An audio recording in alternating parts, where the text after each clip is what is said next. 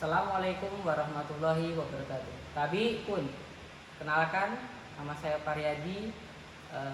Saya peserta PPG dalam jabatan kategori 1 gelombang 2 tahun 2022. Saya mengajar di SMK Muhammadiyah 3 Metro.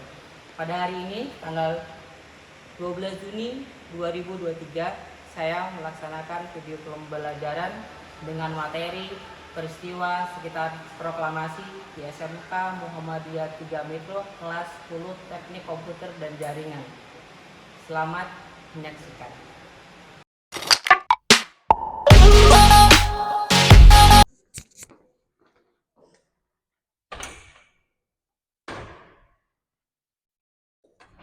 Assalamualaikum.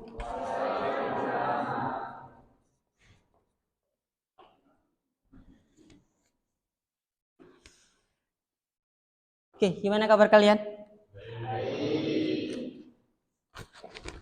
Hari ini apa yang kalian rasakan? Bahagia? Apa yang bikin bahagia? Apa? Oh iya, Indonesia menang ya. Juaranya SEA Games itu sebenarnya bukan di cabur yang lain, tapi juaranya SEA Games itu di Indonesia, di sepak bola. Coba kalau sepak bola ya kemarin nggak menang, pasti nggak akan ramai kan? Baca beritanya nggak? Salah satu atlet yang ikut parade itu walk out karena sama-sama dapat medali, tapi yang diistimewakan itu apa? Timnasnya sama-sama dapat medali emas, ya. Yang lain sudah menunggu, tidak mulai paradenya hanya karena menunggu timnasnya. Karena kecewa akhirnya atlet tersebut walk out ya, tidak ikut parade sampai dengan selesai. Oke ya, kita ketemu lagi di Mapel Sejarah Indonesia seperti biasanya. Ada yang nggak hadir hari ini? Ada? Yakin? Ada nggak? Oke, biar kita tahu sama tahu aja ya. Adik? Oke. Adit? Afik? Aji? Aldino? Aldo? Angelia? Billy? Oh, timnas Indonesia ini kayaknya. Dea? Elisa? Vika? Fiona? Hanum? Husnin? Imel? Indah? Iqbal? Mardi? Barik? Haidar? Petri? Raffi? Rizkan? Rizky? Ruslita? Siti Rahmawati. Oke. Kalian masih ingat nggak sih materi kita yang minggu kemarin? Ingat nggak? Kita materi kemarin bahas apa tuh?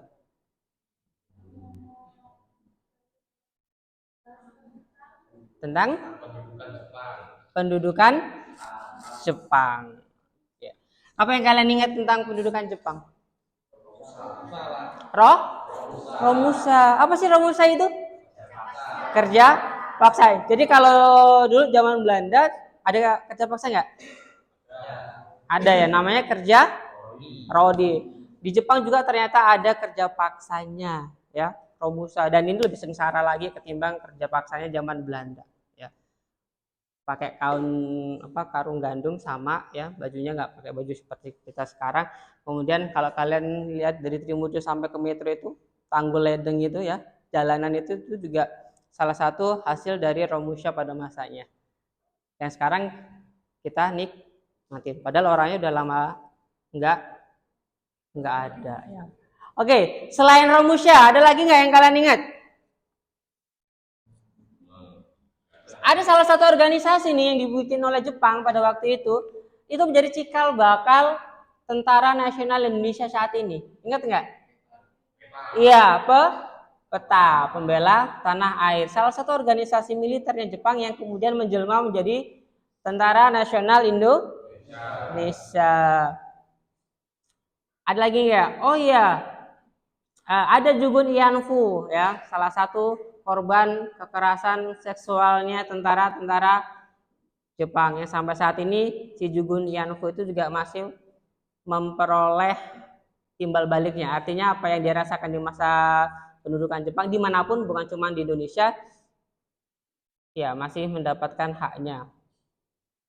Indonesia merupakan salah satu negara yang dijajah oleh berapa? Berapa negara? Ada Spanyol, ada Inggris, ada Portugis, ada Belanda, dan juga ada Jepang. Yang terakhir adalah Jepang. Artinya negara Indonesia ini memiliki sesuatu yang istimewa yang nggak dimiliki oleh negara lain. Apa itu? Iya, sumber daya alamnya ya. Nah, sumber daya itulah yang kemudian dilirik oleh negara lain ya, sehingga dia mau menguasai Indonesia. Dan kita sebagai orang Indonesia harusnya bersyukur bahwasanya kita memiliki bumi yang kaya, sumber daya manusianya yang melimpah. Bahkan Cina aja pengen kita menjadi sebuah negara yang kemudian mengekspor litium ya, yang digunakan untuk baterai. Dalam hal ini dengan mobil listrik. Oke. Ini akan kita bahas hari ini. Ya, ini akan kita bahas hari ini.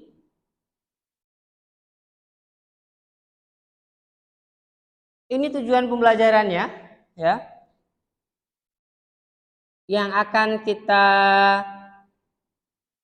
bahas ya. Ada 4 tujuan pembelajaran: peristiwa menjelang proklamasi, menelaah pembentukan pemerintahan pertama, menunjukkan peristiwa menjelang proklamasi kemerdekaan, merumuskan terbentuknya pemerintahan pertama Indonesia.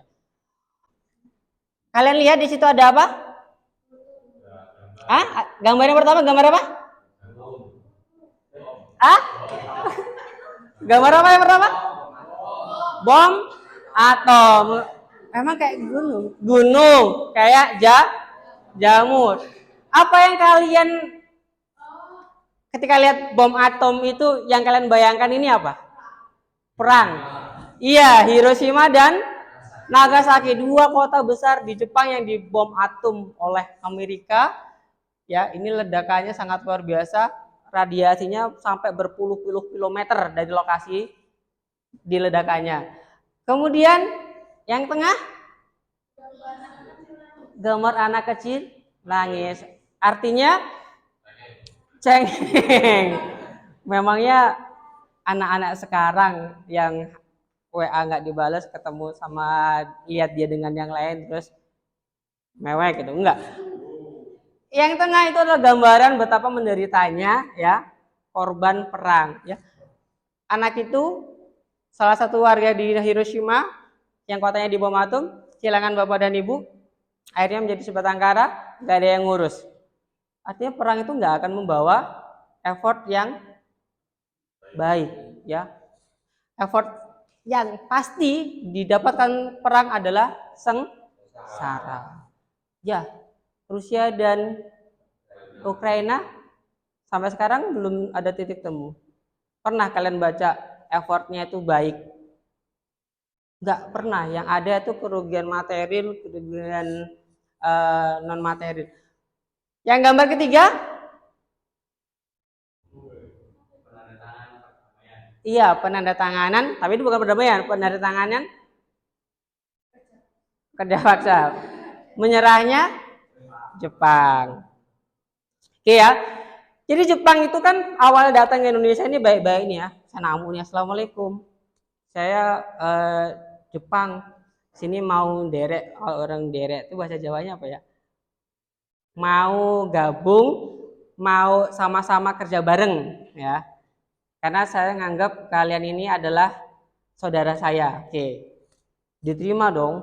Nah, diterima ternyata dia membawa misi yang lain. Jadi awal Jepang ikut gabung dalam pertempuran Perang Dunia Kedua adalah ulahnya sendiri yang menyerang mana? Ayo, ini ada filmnya loh. Amerika, pangkalan militer lautnya di Port Harbor. Jadi Jepang ini benar-benar pengen menjadikan dirinya itu sebagai salah satu negara terkuat di dunia. Salah satunya adalah mengalahkan Amerika. Waktu itu seperti itu. Tapi awal manis berakhir dengan pahit. Awalnya menang, belakangnya kalah. Harus menyerah kalah karena 2 kota yang dibom atom itu. Ya. Sampai pada akhirnya dia tanggal 15 Agustus dia mengaku kalah. Oke, Jepang sudah kalah.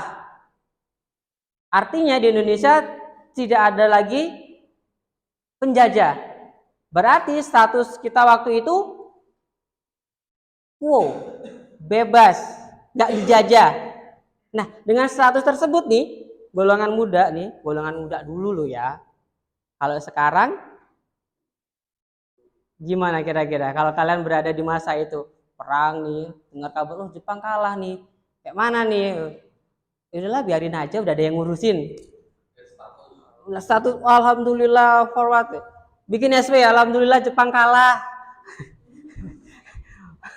Enggak, kalau pemuda zaman itu udah dengar nih kabar berita, wah kita harus saat ini juga memproklamirkan kemerdekaan.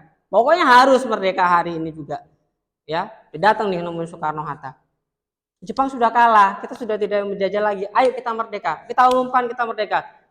Jawab Soekarno, mengiyakan atau tidak?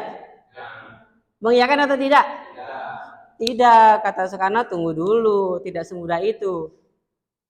Ya, kemerdekaan Indonesia ini harus melalui rapat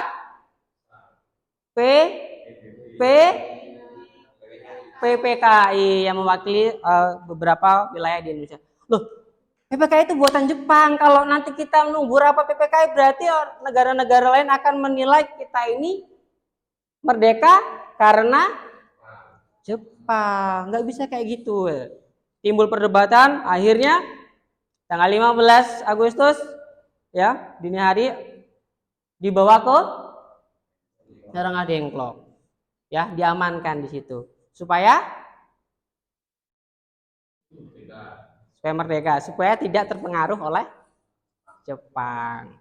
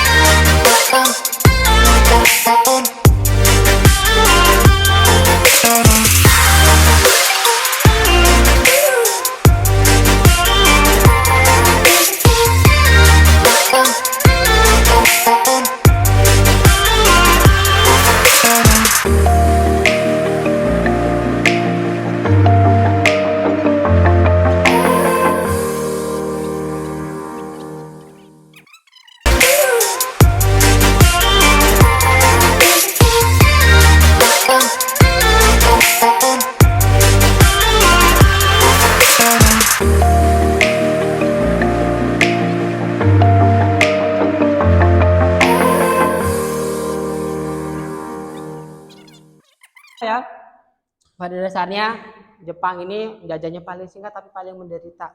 Sumpah dia paling menderita. Dan nyatanya di zaman sekarang 2023 kita ketergantungan dengan Jepang. Alat elektroniknya Jepang. AC ini itu Jepang. Reaktor ini Jepang. HP Cina. Oppo. Realme. Vivo. Itu produknya Cina semua. Ya. Xiaomi apa lagi itu, ya? Ya. Tapi tetap Jepang masih tetap unggul dalam hal komik, ya. Belum ada yang bisa mengalahkan serial manganya. Ya. Oke. Kemudian kalian bisa baca lengkapnya di modul yang sudah saya bagi. Nah, sebelum kita lanjutkan, kita ada 4 poin yang harus kita selesaikan nih. Kira-kira nih apa sih menyebabkan Jepang ini kalah? Kemudian peristiwa Rengas Dengklok itu tuh apa? Seperti apa? Proses pelaksanaan proklamasi itu bagaimana dan kaitannya proklamasi dengan reaksi masyarakat Indonesia. Saya butuh 4 kelompok nih, ya. Saya butuh 4 kelompok untuk kita cari jawaban dari keempat pertanyaan ini nih, ya. Ya. Kita cari jawabannya berdasarkan kelompoknya, mulai berhitung dari belakang. 4 ya.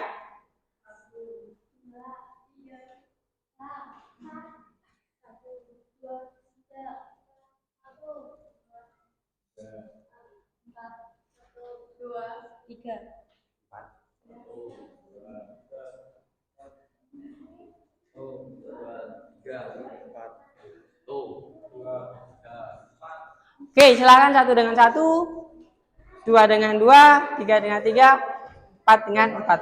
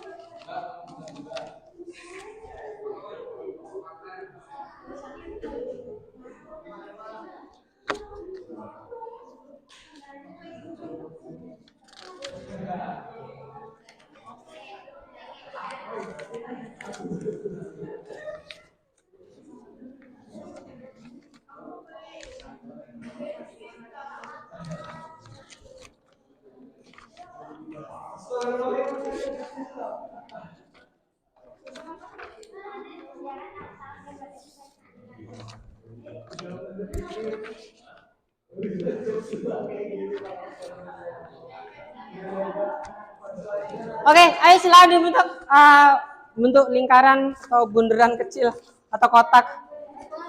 Ya, berkelompok 1, 2, 3, 4. Ya, ada 4.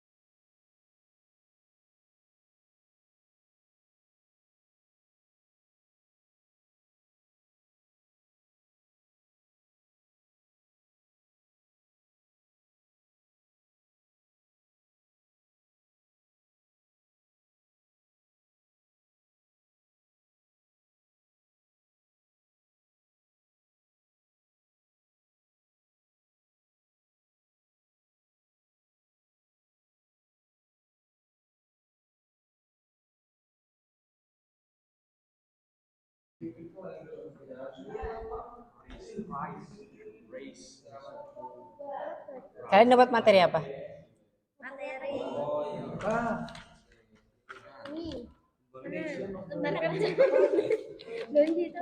Reaksi masyarakat, ya. Kira-kira kalau kalian sendiri, kalau kira-kira berada di masa itu, begitu kabar kita sudah merdeka, percaya nggak? Iya, percaya nggak, Sam? Kalau kalian di masa itu kira-kira dengar kabar, kan dulu nggak ada WA nih ya. Sementing Indonesia udah merdeka gitu. Percaya nggak kira-kira? Enggak. Hoax gitu ya. Terus kira-kira kalian pengen apa nih untuk membuktikannya? Dengan mata sendiri. Pengen melihat, menyaksikan langsung dengan mata sendiri. Maka kalian pasti akan datang ke suatu tempat kan. Nah, makanya di situ ada namanya rapat raksasa di lapangan Ikada. Ya. Karena saking senangnya, saking beneran nggak sih? Datang tuh dari berbagai daerah ke lapangan Ikada hanya untuk ketemu dengan Soekarno.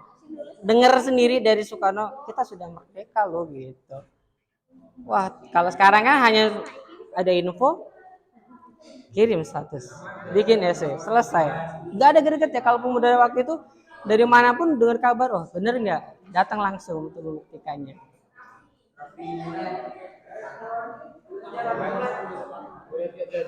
Kalian dapat materi tentang pertanyaan tentang apa itu? Tentang SD Angklong. Perlu nggak sih kira-kira menurut kalian? Perlu nggak ada peristiwa dengan SD Angklong waktu itu? Perlu ya. Untuk merdeka ya. Kenapa sih kok nggak mau langsung aja gitu? Udah merdeka, orang Jepang udah kalah ini gitu. Ya kan kayak gitu harus disebut dulu Pak.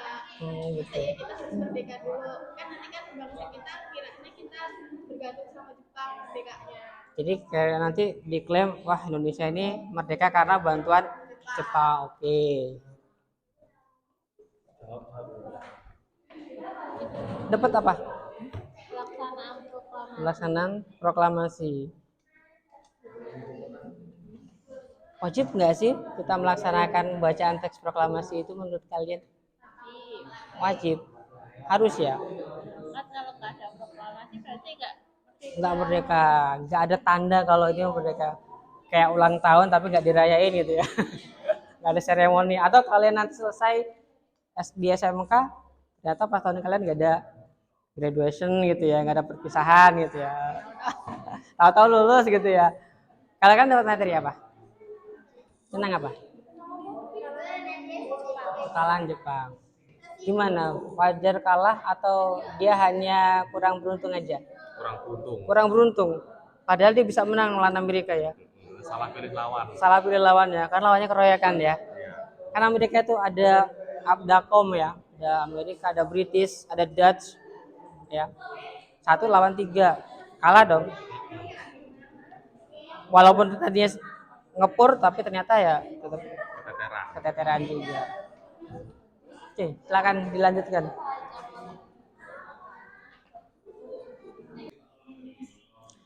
Oke, silakan untuk kelompok 1. Ya, silakan dibacakan hasil diskusinya. Jadi rules-nya, aturannya nanti masing-masing kelompok akan memberikan sebuah pertanyaan yang mungkin jikalau ada satu kelompok itu satu pertanyaan. Jadi nanti ketemunya satu kelompok itu akan menerima 3 masukan atau 3 pertanyaan dari kelompok yang lain, ya. Oke? Paham? Sepaket? Oke, silakan. Give A+ buat kelompok 1. Mana nih kelompok 1? Ayo, silakan. 1 boleh, 2 boleh. Kesepakatan kelompoknya saja. Gimana?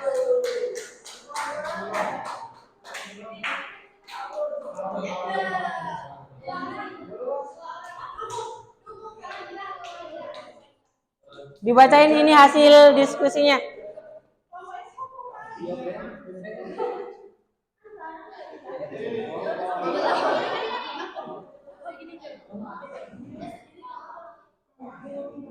Nggak wani boleh, kalau nggak berani temenin. Oke ya, silakan untuk kelompok yang lain, silakan didengarkan hasil musyawarah mufakadah dari kelompok 1 ya. Agak maju lagi nggak apa-apa. Kita upload dulu dong untuk kelompok 1.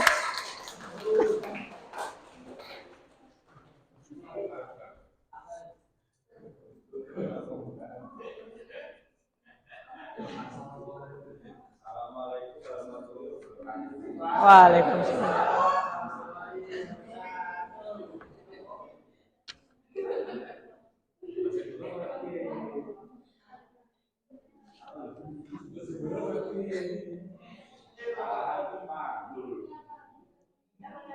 Oke, agak kerasin suaranya.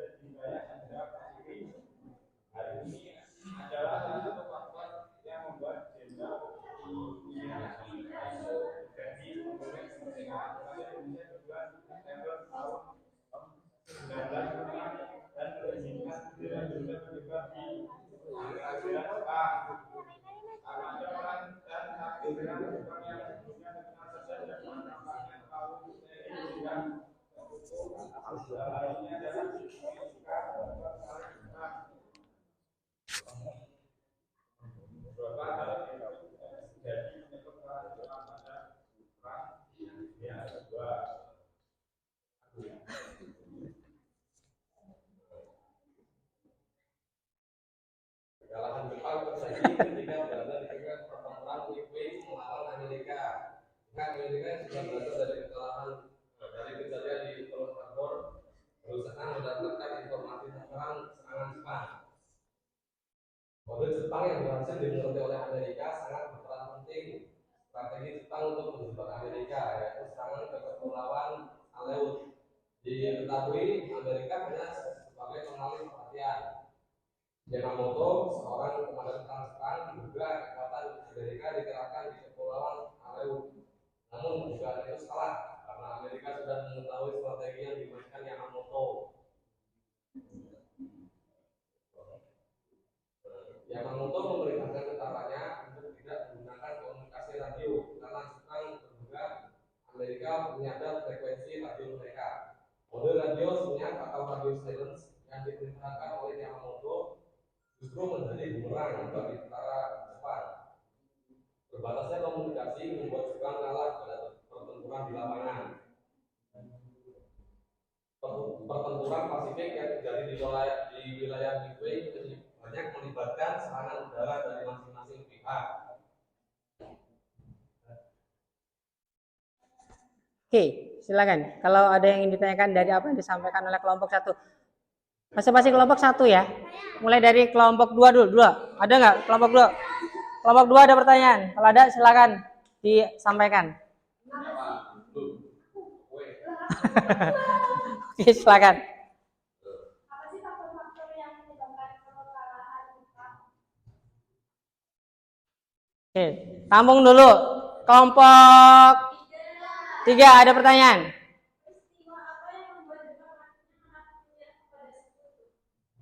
Tadi faktor-faktor apa yang menyebabkan Jepang kalah, kemudian peristiwa apa yang membuat Jepang menyerah pada sekutu. Kelompok 4 ada? Ada, silakan. Pada tanggal berapa Jepang menang pameran militer Pearl Harbor? Ini Billy yang bisa jawab, bisa bisa mengucapkan dengan baik dan benar. Ada 3 pertanyaan ya.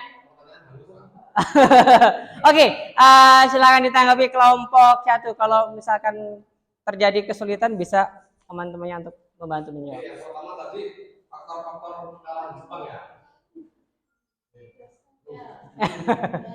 Kenapa saya Lita, Lita. Iya. Iya. Oke, jadi penyebab pangkalan itu karena satu kebocoran informasi, dua Amerika yang tahu strategi Jepang, tiga operasi radiosnya, dan empat pesawat pengebom Amerika.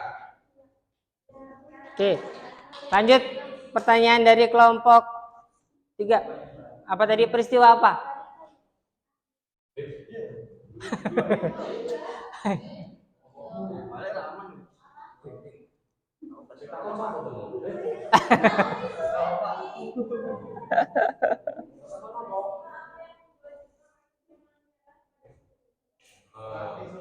Peristiwa yang membuat Jepang menyerah pada Sekutu itu adalah peristiwa pengeboman Hiroshima dan Nagasaki.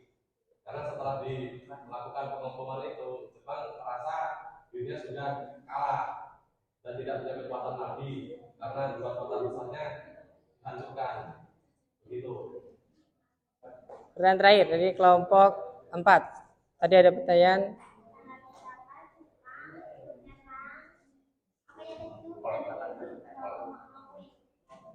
Pearl Harbor. Yo, Pertanyaan tidak bisa dimengerti. pertanyaan tidak bisa dimengerti. Tanggal berapa?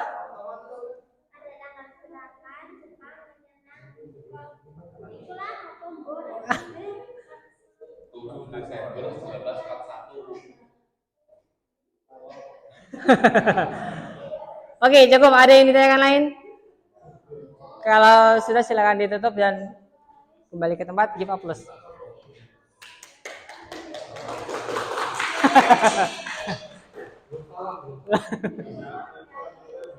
Waalaikumsalam warahmatullahi wabarakatuh. Oke ya, lanjut ke kelompok 2. Kelompok 2 itu bagaimana peristiwa Rengas Dengklok?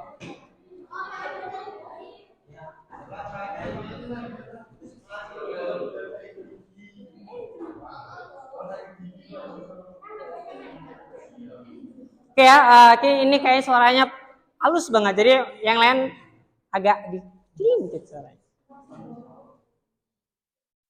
Peristiwa Rengas Dengklok, berita kekalahan Jepang itu menyebar di Indonesia, khususnya pada pemuda yang bekerja di kita Jepang atau bully.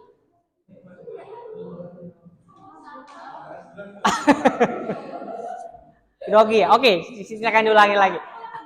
Diulangi lagi. Waalaikumsalam warahmatullahi wabarakatuh. Peristiwa Rengas Dengklok, berita kekalahan Jepang itu menyebar cepat di Indonesia, khususnya pada pemuda yang bekerja di kantor kita Jepang atau bully. Golongan muda yang dipimpin oleh Syariful Soleh telah mengetahui kekalahan Jepang itu. Mereka mengadakan pertemuan yang pasti yang harus segera memproklamasikan kemerdekaan, karena kemerdekaan adalah hak segala bangsa. Sementara pada hari yang sama, setelah dan Asia baru kembali dari darat setelah mengambil undangan masuk tahun Saudi. Mereka belum mengetahui tentang kekalahan Jepang. Para pemuda segera mendesak Soekarno dan Hatta untuk segera memproklamasikan kemerdekaan Indonesia tanpa bantuan Jepang. Namun golongan tua berpendapat bahwa kemerdekaan harus dipersiapkan secara matang dan terorganisir melalui rapat panitia persiapan kemerdekaan Indonesia atau PPKI, di mana proklamasi kemerdekaan Indonesia akan diselenggarakan pada tanggal 18 Agustus 1945, sebagaimana yang telah disepakati dalam pertemuan di Saigon. Keterlibatan PPKI dianggap sebagai cerminan dukungan dari seluruh Indonesia karena mereka mewakili berbagai daerah.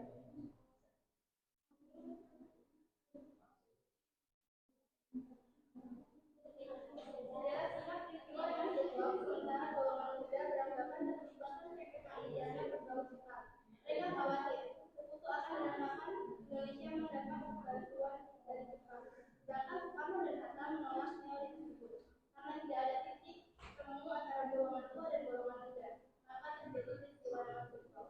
Akhirnya para pemuda membawa Soekarno dan Hatta ke Rengas Dengklok, Jawa Barat pada tanggal 16 Agustus 1945.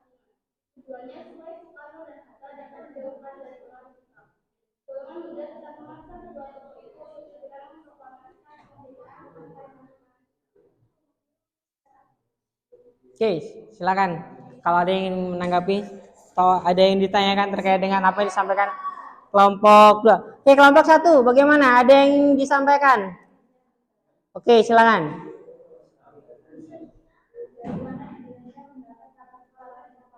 Dari mana Indonesia mendapat kabar kekalahan Jepang? Mungkin dari story WA yang dibuat. Kelompok ini 2, 3. Masalah apa yang terjadi? Masalah apa yang menjadi perdebatan antara golongan muda dengan golongan tua? Masalah apa yang menjadi perdebatan golongan muda dan golongan tua? Mungkin masalah internal keluarga kali ya, bapak sama anak. Terakhir, kelompok 4 ada yang ditanyakan atau disampaikan? Oke, silakan. Ngapain sih Soekarno-Hatta dibawa ke Rengas Dengklok? Mau selamatan di sana atau mau jalan-jalan itu? Oke, silakan ditanggapi. Kelompok 2. Ada 3 pertanyaan ya dari masing-masing kelompok. Pertanyaan dari kelompok 1, dari mana Indonesia mendapatkan kekalahan Jepang? Dari pemuda Indonesia yang bekerja di radio Jepang Dumai.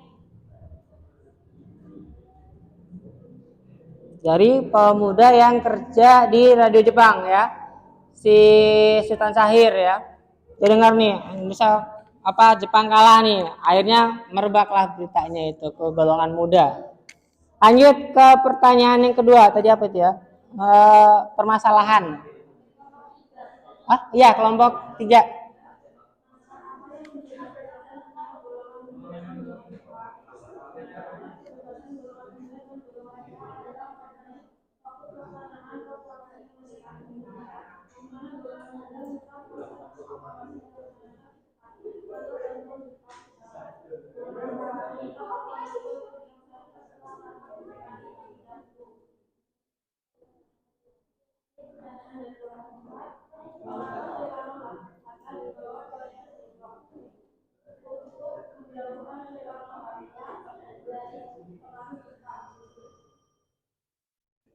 Cukup? Ada lagi yang disampaikan?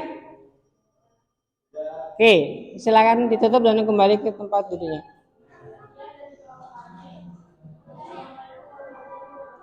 Oke.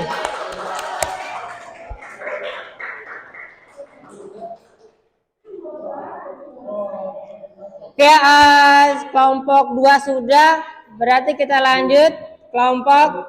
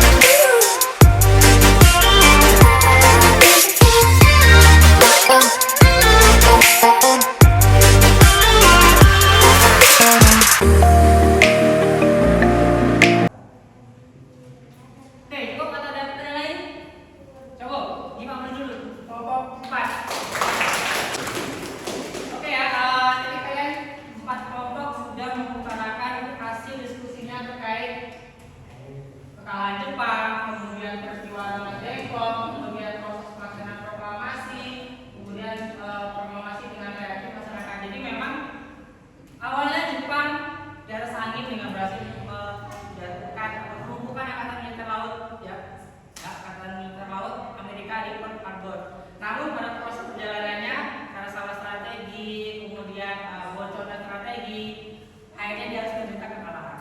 Ya, kemudian pasca Jepang itu mengumumkan bahwa dia menyerah, hal tersebut dimanfaatkan oleh golongan pemuda ya untuk menekan golongan tua ya, Soekarno dan teman-temannya untuk menyatakan kemerdekaannya. Kan terjadi selisih paham, akhirnya golongan muda membawa Soekarno-Hatta ke Rengas Dengklok supaya tidak terpengaruh Jepang.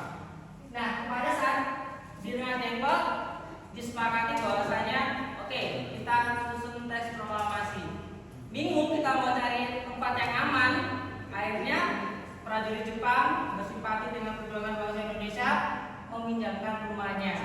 Ya, siapa? Iya, si Maeda. Udah pakai rumah saya aja, di sana aman, kalian tidak akan diganggu oleh pasukan Jepang. Sudah selesai nih, ya. Teks sudah tersusun. Maka di dini hari diputuskan, kita bacakan teks proklamasi tanggal 17 Agustus di lapangan Ikada waktu itu. Wah, di sana nggak aman. Akhirnya dialihkan membaca teks proklamasinya di mana? Di Jalan Pegangsaan Timur nomor 56 Jakarta. Sudah merdeka nih, sudah dibacakan proklamasinya. Rakyat ya, masyarakat benar dikasih ya. Ternyata teks proklamasi dibacakan oleh Soekarno-Hatta itu disambut dengan sangat baik oleh orang-orang Indonesia. Masyarakat bisa terbukti dengan 4 presidenan di Jawa itu ya, kami bagian dari wilayah NKRI. Bayangkan kalau Jogja itu tidak bagian dari NKRI, mungkin kalian akan dikenakan visa turis untuk berkunjung ke Yogyakarta. Oke. Nah, kemudian berikutnya nih ya, kita sudah hampir mendekati akhir. Kira-kira bagaimana dengan pembelajaran kita hari ini? Di sini ada how are you feeling? Senang. Senang aja nih. Seru. Bagus ya? Bagus. Oke, kalau kalian bilang seru, senang, bagus. Oke, sebelum saya tutup nih. Oke. Ya, silakan kalian scan barcode ini, ya, scan barcode ini, kemudian kalian kerjakan di buku kalian, oke? Oke, silakan scan barcode ya. Kalian bisa langsung ini ya, Google Form, bisa langsung kalian kerjakan di situ, ya. Sesuai dengan materi yang telah kita kerjakan bareng-bareng ya.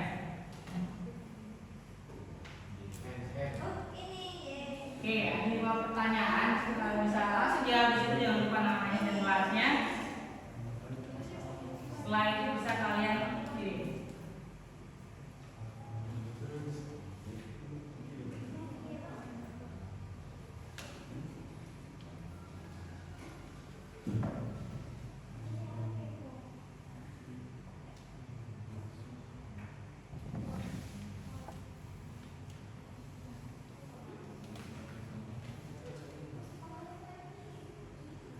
Gimana yang pertanyaan ini sudah terjawab semua? Sudah, oke. Sebelum saya tutup, saya kasih sedikit quotes nih dari John Delbert Acton. Sejarah bukanlah beban ingatan melainkan keterangan jiwa. Setiap orang dari kita memiliki sejarah. Kadang-kadang hidup adalah pertamanya pengalaman. Kadang-kadang hidup adalah kalian berpikir. Jangan jadikan masa lalu atau sejarah kalian ini jadi beban. Jadikan itu lentera. Lentera tahu ya, lentera? Jadikan itu pengarah untuk kedepannya ya. Kalau jadikan beban, kalian akan sukses. Bangsa Indonesia dari negara besar dengan sejarah yang sangat panjang dan juga sedikit kelam, tapi itu bukan menjadi beban bangsa Indonesia, tapi itu justru menjadi penerang bagi bangsa Indonesia untuk kedepannya.